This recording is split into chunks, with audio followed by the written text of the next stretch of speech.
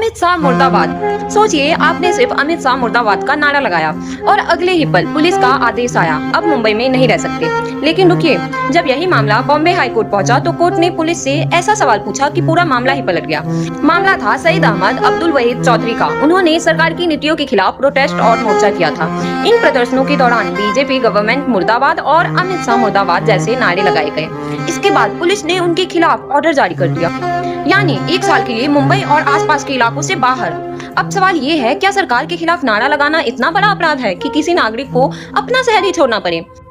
मामला पहुंचा Bombay high court और जस्टिस माधव जमदार ने पुलिस की कार्रवाई पर सवाल उठाते हुए पूछा, why can't citizens protest against government decision? यानी अगर नागरिक सरकार के फैसले से सहमत नहीं है तो क्या उसे विरोध करने का अधिकार नहीं है?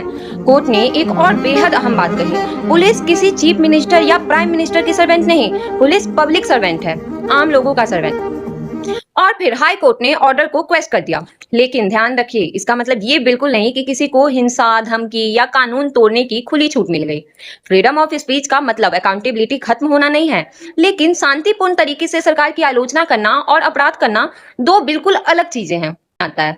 और यहीं से पूरे मामले का सबसे बड़ा सवाल है, अगर सरकार की तारीफ करना लोकतांत्रिक अधिकार है तो सरकार की आलोचना करना क्यों नहीं? आज नारा किसी एक नेता के खिलाफ है, कल किसी दूसरे नेता के खिलाफ हो सकता है और शायद कल वही आवाज आपके हक के लिए उठे। क्योंकि लोकतंत्र की असली खूबसूरती ये नहीं कि लोग सत्ता की तारीफ करें, असली खूबसूरती ये है कि लोग सत्ता से सवाल पूछ सके।